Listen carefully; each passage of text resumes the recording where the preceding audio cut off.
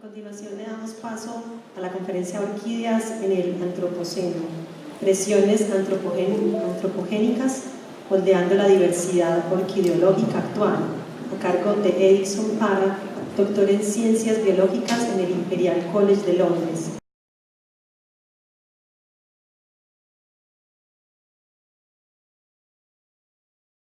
Buenos días. Gracias por el buenos días. Pues lo bueno de hacer una charla después de la plenaria es que los tengo todos atrapados acá, no se pueden escapar, a ustedes les da vergüenza irse, entonces tengo buena audiencia. Entonces mi charla es Orquídeas en el Antropoceno, es un trabajo, pues todas las instituciones que me han apoyado esto. Yo soy el Darth Vader de las orquídeas acá, yo no vengo a hablar con tanta sonrisa sobre las orquídeas, el panorama es un poco más oscuro. Entonces espero que se abra la discusión y pues nada, comencemos. Entonces, ya, esto es la agenda del concepto antropoceno, las orquídeas en el antropoceno y cómo las aproximé con 3 estudios de caso. Y un poquito fuera de la burbuja, las experiencias con personas de campo, fuera de la academia. Entonces el concepto del antropoceno es el entender que nosotros como especie hemos cambiado a tal punto los procesos biogeoquímicos del globo a unos puntos que no hay retorno también, ¿sí? Hemos llegado, después de la revolución industrial, a una demanda inmensa de energía, y recordemos que nosotros estamos viviendo en una esfera finita, con recursos finitos y límites finitos. No hay tal cosa como un recurso ilimitado en esta esfera. Nosotros nos estamos aproximando a esos boundaries, esos límites que para bien o para mal ya están acá. Nosotros somos los artífices y los responsables de dicho cambio. El antropoceno es un término acuñado desde el 70, ahorita como que tomó más florescencia debido a los trabajos hechos especialmente en cambio climático, destrucción del hábitat y fragmentación, pues han dado muchas luces en cuanto a que, uno, sí, nosotros somos responsables, dos, tenemos que hacer un cambio ahora. Los que ya leyeron el IPBES, el reporte, compiten por espacio y por energía. ¿Qué quiere decir eso? Que no solamente estamos cambiando el hábitat para nuestro beneficio, sino en ese cambio de hábitat estamos desplazando las especies que necesitaban ese hábitat, llevándolos a extinciones locales, porque ya hablaba Guillermo, que totalmente de acuerdo de eso, no es una fantasía, es una realidad. Es una realidad del pasado, estamos pagando esa deuda de extinción y eso se aproxima mucho más a las pérdidas en los servicios ecosistémicos. Entonces, esa evaluación va a tener unas consecuencias, y tiene unas consecuencias graves, solamente para dispersión de semillas, como un ejemplo. Entonces, esto es un diagrama muy bonito en Nature, ustedes lo pueden encontrar ahí, en el trabajo de Roberts. Entonces, hace 4.500 años, antes del tiempo presente, llegamos al Amazonas. Entonces, ¿qué es lo que hicimos? Pues abrimos con fuego, ¿cierto? Abrimos fuego, nos abrimos espacio, cambiamos el hábitat natural por un hábitat antrópico, por nuestro hábitat, donde podíamos cultivar y donde teníamos ya nuestros settlements, nuestras aldeas. Y ya después, para los años 1500 tardíos o iniciales de 1600, llegó esta crítica baja en las poblaciones indígenas, que todavía no sabemos por qué es, pero para esa época se descubrió una gran parte de la población indígena. Pero entonces, ¿qué dejamos atrás? Acá dejamos, si ven este diagrama acá, hace referencia a la teja preta o la tierra negra, y teja mulata, que hace referencia a todos estos sedimentos de cenizas que se dejaron atrás. Entonces, esto es como ocurrió esto. Ya tuvimos la entrada de los europeos, llegó el boom del caucho y se transformó aún más. Ya había conectividad entre aldeas, había rutas, había caminos, había deforestación, ya tenemos otro paisaje. Entonces, ¿qué significa esto? No solamente cambiamos el hábitat, cambiamos el suelo, creamos un hábitat propicio como un filtro de especies. Este filtro nuevo de especies que sobrepasa el filtering dispersal de cuán lejos puede llegar la semilla o cuál es el nicho. Nosotros hemos cambiado eso y hemos adicionado un nuevo filtro. Ese nuevo filtro hacia especies que son domesticadas. Nosotros somos responsables de eso. Y entonces ya tenemos unos traits, unos rasgos funcionales que hacen que sea más propenso estos gaps, estos huecos dentro de la gran sabana amazónica. ¿Para qué? Para que proliferen los fuegos. Entonces, esto es un patrón que se ha presentado a lo largo de las diferentes aldeas o los asentamientos humanos. Y entonces el corredor amazónico andino no es la excepción. Entonces, acá en la primera columna tenemos el maíz. Entonces, como vemos que hasta los tardíos 1500 teníamos maíz. Estos son estudios palinológicos, ¿ya? Entonces sacamos el core, el núcleo del suelo y sabemos qué tipo de polen se encuentra ahí. Y entonces después tenemos una amplia y abundante zona cubierta por poaces. ¿Qué significa esto? Se dejó de cultivar el maíz, las comunidades indígenas fueron pues para 1588 el decrecimiento poblacional hizo que estos cultivos pararan y estas zonas que estaban de cultivos pasaron a ser pastos. Y luego ya tenemos un proceso de más o menos 130 años de reforestación. Entonces, los ojos claros. Entonces, estas sabanas se transformaron. En otros, las poblaciones indígenas se transformaron tanto que el grado que tenemos de transformación del paisaje se equipara o es un poco mayor que el que se vino después con las vacas, con la conquista europea y la expansión ganadera. Entonces, esto del antropoceno no es algo reciente. Muchas de las cosas que estamos viendo hay que vincularlos con el pasado.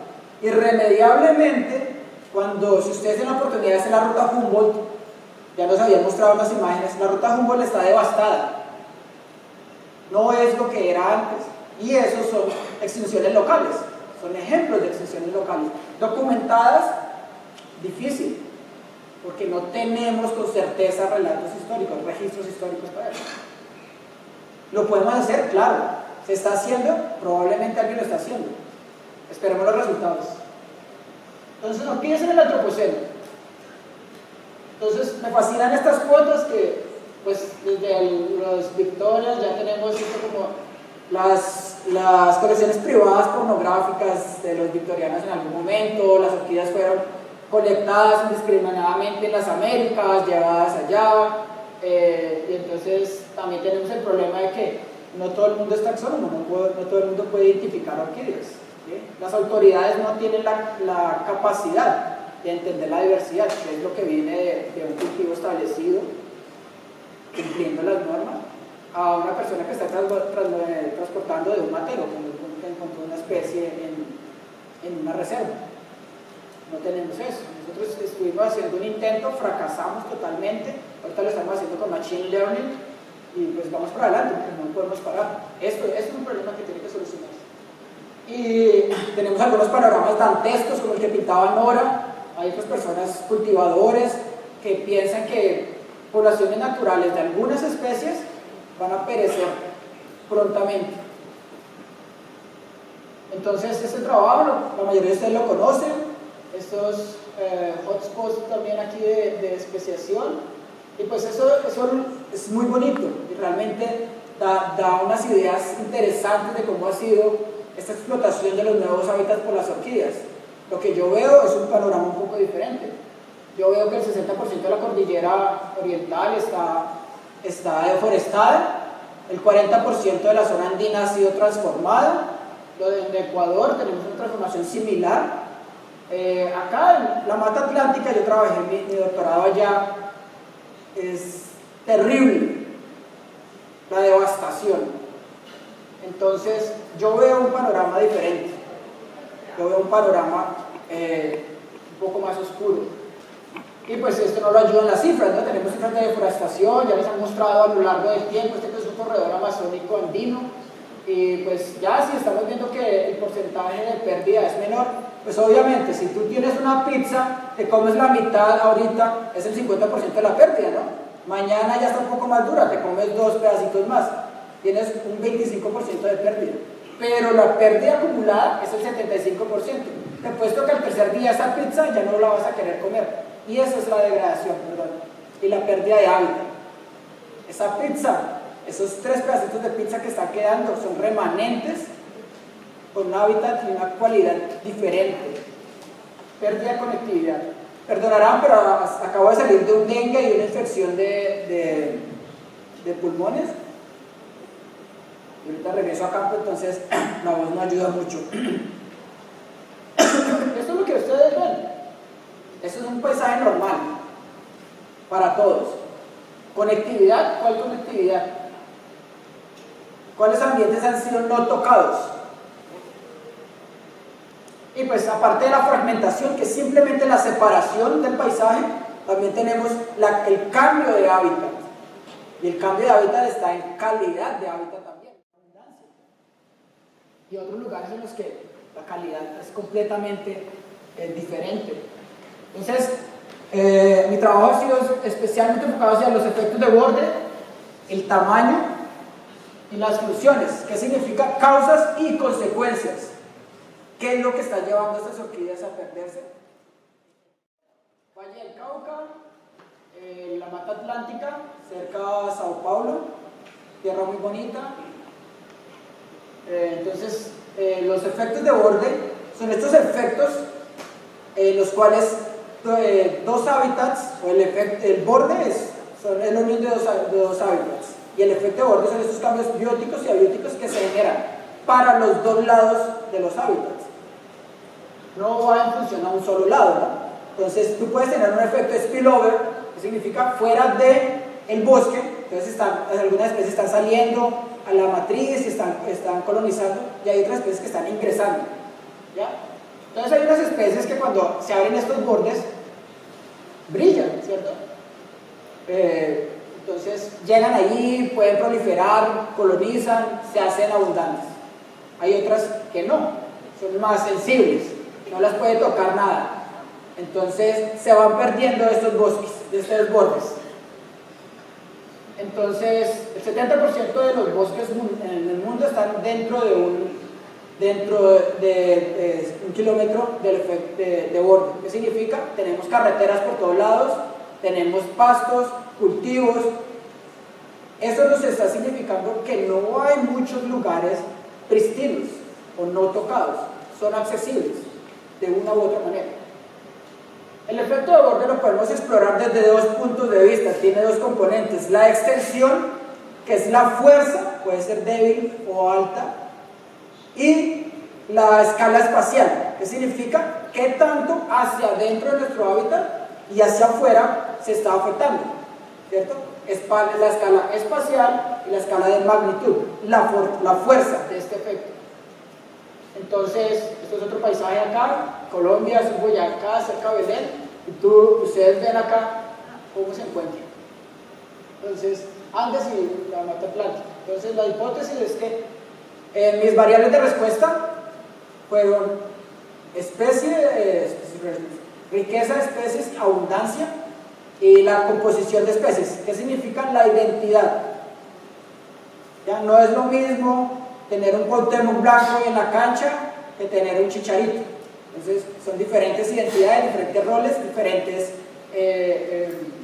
respuestas. ¿Qué vamos a tener entonces? ¿El vecino importa? si es un vecino de pastos o un vecino de bosques en regeneración, importa. Entonces mi hipótesis es de que cuando usted se va ingresando hacia el interior del bosque, va a tener más riqueza y más abundancia. Fácil. Entonces, mixed effects models para hacer eso, y pues lo único que encontré fue un cambio en riqueza. ¿Pero qué significa un cambio en riqueza? Todo hacia adentro del interior. Esto es el borde de pasto. Cuando llega al pasto, hay algunas especies, no es completamente vacío. ¿Por qué? Porque hay unas especies que están recolonizando, están especies que vienen de los vecindarios a colonizar ahí, pero la riqueza es baja. Y aún más, la identidad, las especies que se encuentran en el borde son diferentes a las especies que se encuentran en el interior. Entonces tenemos una alta diversidad. Simplemente el equipo que tenemos en el interior es diferente al equipo que estamos teniendo en estos bordes con pastos. Entonces, el vecino sí importa.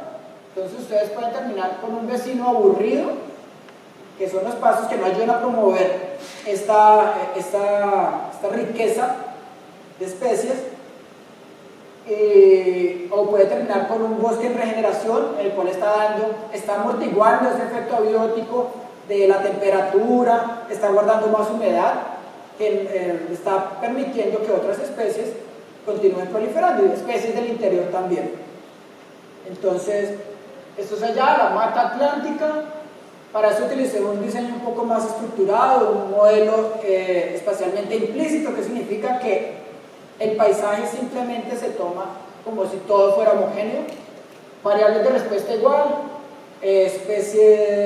riqueza de especies, abundancia y composición. Estas dos métricas de composición, integridad significa qué tanto se parece la comunidad que yo tengo a una comunidad control, es decir, una reserva. Y la disimilaridad entre comunidades es qué tanto se parecen entre ellos. Entonces, dos conceptos diferentes de la raíz de la diversidad beta.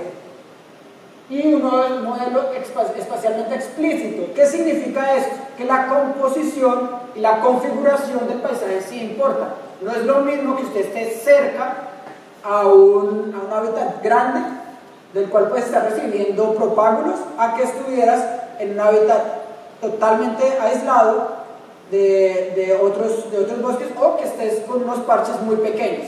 ¿Listo? Entonces acá con este modelo ayuda a entender la extensión, hacia qué tan dentro va a llegar ese efecto. Entonces, ¿qué se encontró? La matriz y el borde son similares, el interior sí tiene más riqueza y abundancia, tanto en el canopy como en el sotobosque. Pero entonces, ¿qué pasa con la identidad? Estos equipos. En el sotobosque encontramos que la matriz, el interior, el borde del interior son muy parecidos. ¿Qué significa esto? Que las especies se están distribuyendo a lo largo de este gradiente. Entonces, las especies de la matriz están ingresando al interior. ¿Por qué? Puede ser que haya condiciones más secas, más favorables, pueden llegar hasta allá, pueden colonizar. O lo contrario, entonces las especies de bosque están saliendo a la matriz. No, lo que encontré fue que las especies de la matriz sí estaban ingresando. Entonces, en el canopy, en el dosel, se encontró algo similar con los pastos y el borde. El interior y la matriz fueron un poco diferentes. Pero entonces esto nos está dando un poco de la homogenización de los ensambles. ¿Qué significa homogenización? Simplemente estamos encontrando lo mismo. Y si encontramos lo mismo, se puede reducir la provisión de algunos servicios. ¿Ya? Eso lo vamos a ver siguiente. Entonces, cualquier cosa que sea homogenizado es difícil de que provean muchos factores. Entonces, estamos perdiendo algunas funciones. Puede ser. Este análisis lo extendí a las funciones. Entonces, nuevamente esto. La escala espacial significa eso. ¿Qué significa? Este efecto de borde está llegando 500 metros adentro del bosque. Y eso en términos de landscape management, de administrar el paisaje. ¿Qué significa? ¿Cuántos bosques tiene usted en un paisaje que estén libres del efecto de borde. En este estudio, solamente el 1%. El resto, todo lo que ustedes ven en negro son parches, pero que están embebidos dentro de la matriz y la matriz está dando esa presión. Estos modelos nos están ayudando a entender eso, que la abundancia de las especies nos están indicando que no todos los lugares pueden sostener pueden sostener especies o la gran abundancia de especies. Entonces son dos conceptos diferentes. Entonces vamos a encontrar uno donde sí encontramos lo verde, son áreas que probablemente están libres de influencia del borde y la reserva. El resto, todo está categorizado como una influencia de borde. Ya tenemos las matrices completas, que son lugares que se encuentran a 600 metros, lejos, generalmente son zonas o son pasturas muy grandes, ganaderas. Entonces, bueno, ¿qué pasa si extrapolamos nuestro ejercicio a todo el bioma de la mata atlántica? Pues encontramos que solamente, primero que todo, solamente entre el 16 y el 20% de lo que había queda. Sobre eso, la mayoría de los parches, el 83% de los parches son muy pequeños, están desconectados y no tienen tanta posibilidad de sostener comunidades o sostener ensambles. Pero entonces, ¿esto es un resultado aislado? ¿Será que simplemente pasa con las orquídeas? Pues realmente no, porque en mamíferos se ha encontrado un efecto similar, con unos modelos y unos diseños muy próximos a lo que nosotros realizamos. Se encontró que el efecto de borde puede llegar hasta 400 metros dentro de los bosques. Entonces no estamos muy lejos de la realidad, pero sí, el grupo es más sensible a estos efectos de borde. Ahora, ¿el tamaño importa? Pues vamos a ver. Este es un estudio en el Valle del Cauca, y entonces lo que quiero que se enfoquen acá es, entre más grande el rectángulo, más grande la reserva. Estas son reservas comunitarias. Y el color verde significa un nivel intermedio de especies, el color naranja significa muchas especies. Entonces, ¿qué encontramos acá? Estos dos sitios, Yotoco y Irapa, tuvieron en total 202 especies entre esos dos lugares. Dapa tiene 9 hectáreas, Yotoco tenía 16 hectáreas. Son parches realmente pequeños, pero ¿qué tienen? Están muy bien conectados. Todo esto hace parte de la gran reserva de los farallones. Entonces, no simplemente el tamaño, importa otros factores. Entonces, ¿será que se repite eso en la mata atlántica? Bueno, y entre todos estos estamos conservando casi el 60% de la diversidad regional, que Marta hizo un inventario bien pulido de las orquídeas del Valle del Cauca. Entonces, con esto estamos preservando gran cantidad de la biodiversidad de una región, solo con reservas comunitarias campesinas, sin ningún apoyo, ¿no? De gratis, porque ellos lo hacen así. Entonces, ¿qué pasa en la mata atlántica? Entonces, estos 9 puntos nos está mostrando que podría haber una tendencia, ¿cierto? Pero realmente no existe una tendencia porque removemos los controles. El control es la reserva, en tanto en riqueza como en abundancia, y esos son los pastos. ¿Qué vamos a encontrar? Una línea recta. No hay una correlación, entre el tamaño del parche y la cantidad de orquídeas. Entonces perdemos algunas funciones en estos Human Modified Forests, en estos bosques modificados por el hombre. Pues yo realicé una aproximación un poco más perezosa de lo que ya ha realizado Ana y otras personas que se toman el trabajo de ir individuo por individuo a tomar datos. Yo tomé otra estrategia que fue con los Life History Traits. ¿Qué significa esto? Las historias de vida.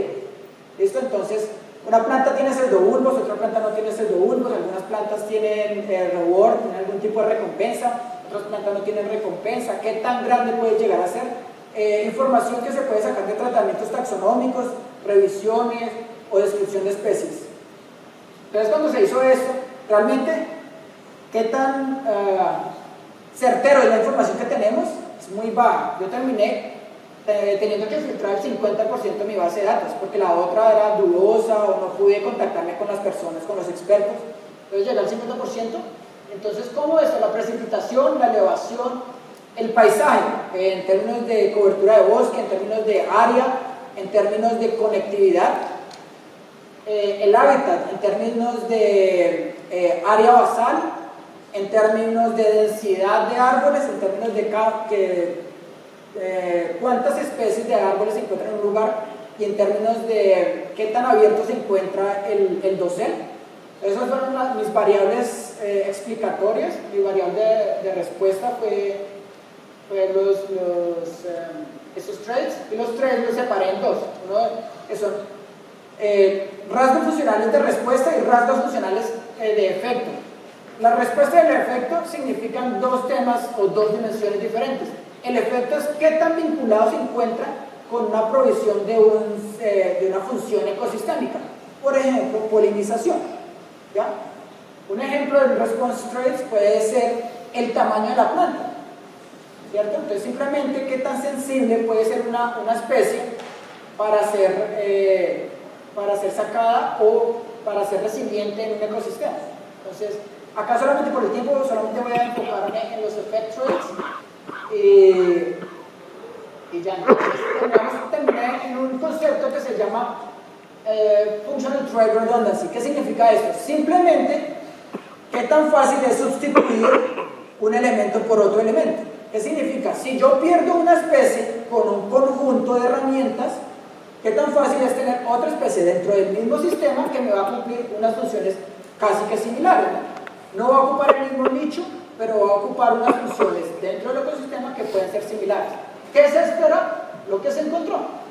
Que en los bosques viejos, en los bosques de la reserva, va a haber muchas especies que en el caso de un evento estocástico de la población, se redujo la población, hay otro sustituto que va a entrar y puede estar cumpliendo un efecto similar en el sistema.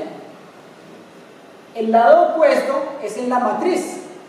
¿Qué significa? Que cuando usted pierde una especie aquí, no hay nada que la reemplace. Si no hay nada que la reemplace, estamos perdiendo una función. ¿Ya? Entonces, ese es el concepto de trait redundancy. ¿Qué tan redundante es un conjunto de herramientas de una especie? Entonces, esto nos va a dar resiliencia, ¿cierto? Si tenemos un sistema en el cual la redundancia es alta, no es que no importe, pero se van a poder sustituir estos elementos, estas especies van a poder sustituir y van a llegar otras a reemplazarlas. Entonces, lo que encontré fue, en corto, es que tenemos una gran diversidad funcional en los bosques, en los bosques viejos. En el interior todavía hay algo, pero se reduce cuando usted va saliendo del interior. ¿Ya? Y en el sotobosque es diferente, porque ya vimos ahorita con la parte anterior del efecto de borde que estas comunidades son homogéneas. Entonces no hay una riqueza funcional muy alta.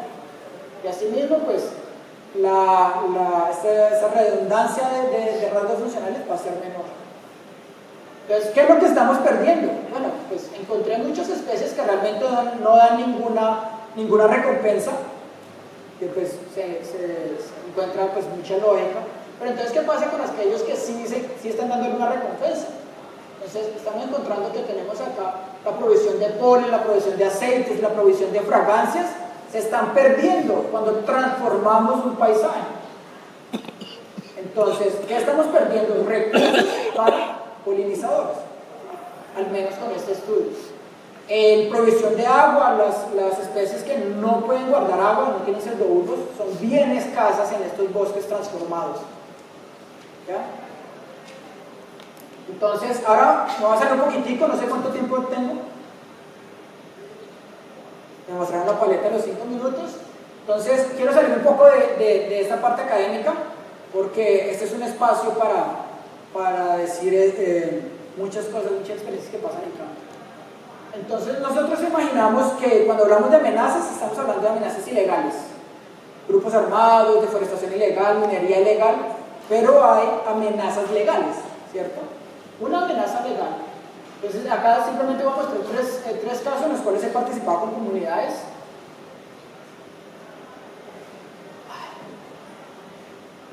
Para salvar algunos de bosques. Bueno, entonces acá tenemos uno, este es el más reciente, en Fusagasugá, el Cerro Pico de Plata. Esto es un incendio provocado ¿Por qué? Ya les voy a contar la historia. En el 2006 se otorgó una licencia ambiental para explotación de cadmio en esta montaña. Entonces, todo legal, ¿cierto? A la comunidad se le vinculó, simplemente los llamaron, firmaron un papel, les dieron lechona y se acabó. ¿Qué pasó? Con el pasar de los días, las personas se dieron cuenta, los líderes comunitarios, de que no estaba bien, de que iban a perder la fuente de agua. Esta montaña da agua a 1.200 familias que proveen comida a una ciudad como su ciudad de 200.000 habitantes. Obviamente no van a cubrir toda la despensa, pero sí cubren bastante. Entonces, quitar esta provisión de agua a 1.200 familias es desastroso. Entonces, hubo muchas protestas, fuimos a las calles, una vez me quedé con ellos, nos tomamos una cerveza, jugamos tejo, les dije, yo soy un inútil en muchas cosas, lo único que sé hacer son orquídeas. ¿Sirve?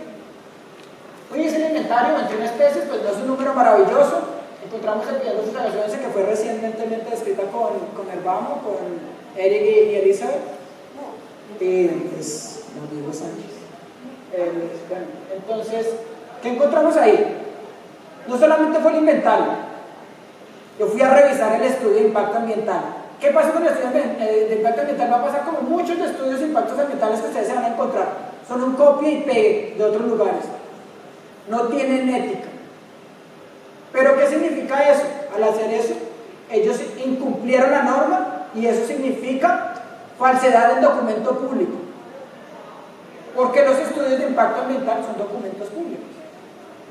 Entramos con mi humilde inventario de 21 especies de orquídeas, entramos al juzgado. Les dijimos, esto no está bien. El juzgado aprobó y ahora tenemos esta reserva protegida de la minería. Al pasar el tiempo, a los 6 meses, hicimos un referéndum local. Dijimos no al fracking, no a la minería. Estas son iniciativas comunitarias y esto lo podemos hacer con orquídeas.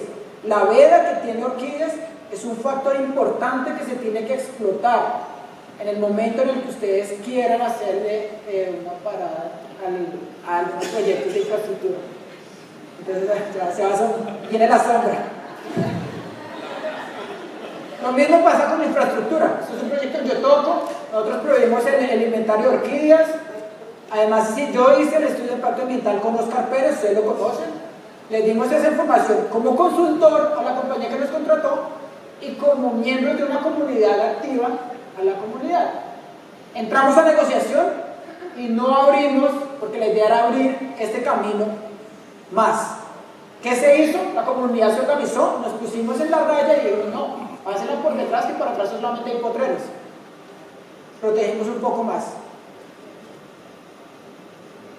Ahora, esto, Leticia y Vicente que viven en Dapa, ustedes saben, allá una hectárea de tierra cuesta 350 millones de pesos, $100.000.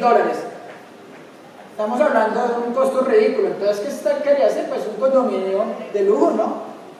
Una maravilla. Desde allá tú ves Cali, ¿oís? Y te puedes comer un chontaduro y te puedes relajar allá tomándote un café por solamente 350 millones. La tierra, sin la construcción. Entonces, la Cientera de Data, muchas otras, Lisa la rebajó sinónimo, pero pues ese es el andar académico, ¿no? Unas veces tú propones y otras veces te dan palo. Y pues así funciona y seguimos avanzando. Entonces, acá llegamos a la negociación con el dueño. Nosotros no podemos pagarle a usted tanta plata. El municipio puede pagar y el municipio se involucró. Entonces, orquídeas han estado en la mira de muchos otros proyectos. Hemos ayudado a preservar. La gente es muy receptiva. Pero también, como saben, yo soy el dark side de esto. Esto está pasando ahora mismo. Está pasando no solamente en Colombia, está pasando en todos los países tropicales. Esto es un estudio reciente, salió hace como 5 o 6 días en Nature. Esta es la cantidad de personas, líderes comunitarios que estamos perdiendo, personas que están alzando su voz para proteger el ambiente. Esto se tiene que hablar, se tiene que hacer en la academia, todos tenemos que ser partícipes, porque es que no somos un ente, una burbuja aislados de un contexto diferente. Si usted está buscando conservar una especie y no trabaja con las comunidades, ¿con quién trabaja entonces? Si usted no protege a esos líderes, ¿quién los va a ayudar a proteger? Todos somos parte de la solución y parte del problema por la apatía. Yo perdí personalmente 2 amigos, líderes comunitarios de los palenques por esta violencia. Esto es sistémico, no es al azar y está ocurriendo. Despertemos. Entonces, los mensajes para llevar a casa, ¿qué es lo que está pasando? Es muy tarde para cambio climático. Yo personalmente creo que para muchas especies y poblaciones sí. Hemos cambiado, transformado el paisaje, el nivel regional, de una manera tal que no se puede ya ni cuantificar en algunas especies. Ya tú no sabes qué especies hay en algún lugar. O si vas a revisitar un lugar como lo hizo Dodson en el 91, que fue a visitar el mismo lugar y ya no encontró nada. Entonces, ¿es muy tarde para el cambio climático? Sí, para muchas especies es muy tarde. Para otras todavía estamos tratando de entender qué es el cambio climático. Es una palabra de moda, todavía no lo entendemos. Especialmente en la zona andina. No tenemos una línea base por los cambios que tenemos en un gradiente altitudinal de humedad, temperatura y precipitación como para hacer aseveraciones tan grandes. A mí me parece que estamos muy crudos en eso. ¿Cada cuánto tenemos una estación meteorológica? Si usted va a campo, en 1 kilómetro le cambia a usted un gradiente de ¿cuánto? 200, 300 metros, 500 metros y llega a un enclave. Todavía hace falta mucho para hablar de cambio climático. También la plasticidad de las especies. Usted cuando va al interior de una reserva, llega al interior, puede encontrar una especie en el borde. Hay una diferencia de 6 grados entre el borde y el interior. Y usted las encuentra ¿cómo? Con unas flores de una tonalidad diferente, unas hojas, algunas con antocianinas, cambiando su clorofila para recibir menos, para captar menos radiación. ¿Dónde está esa plasticidad? ¿La entendemos? ¿Sabemos cómo? Si estamos hablando de cambio climático tenemos que entender muchísimo más. Hay un campo grandísimo para entender y estudiar. Las reservas pequeñas son componentes claves, vitales. Aquella propuesta de ser el network de jardines, totalmente de acuerdo para eso. Vamos hacia adelante todos como una unidad. Estamos alcanzando niveles de pérdida de servicios ecosistémicos tenaces, muy graves. No solamente la deformación, imagínate que te estás perdiendo los animales de un lugar, ya está pasando también con insectos. Y ya hay documentos, están hablando de cómo los insectos están decreciendo. Está pasando, hay evidencia. Y vean, yo lo digo como campesino y lo digo como persona que va a hacer el campo. Yo no soy biólogo, yo no entiendo muchas cosas de biología, a veces me aburren las discusiones biológicas demasiado profundas. Yo soy agrónomo, ¿sí? Práctico. Cada vez que usted vaya al campo, deje algo. Deje un inventario, deje unas fotografías. No sabe lo importante que es para la comunidad encontrar algo. Cada vez que yo voy al campo me dicen, no, acá estuve en la Universidad Nacional, el Instituto Hugo, la Universidad del Valle, y nunca han mandado nada. Que no sea usted uno de ellos, sea parte de la solución. Entregue. La comunidad merece respeto y usted tiene una responsabilidad por la comunidad. Y ellos sí necesitan un apoyo pequeño, unas fotos, un listado. No es tan difícil. Entonces, con eso los dejo. Muchas gracias y nos vemos por ahí.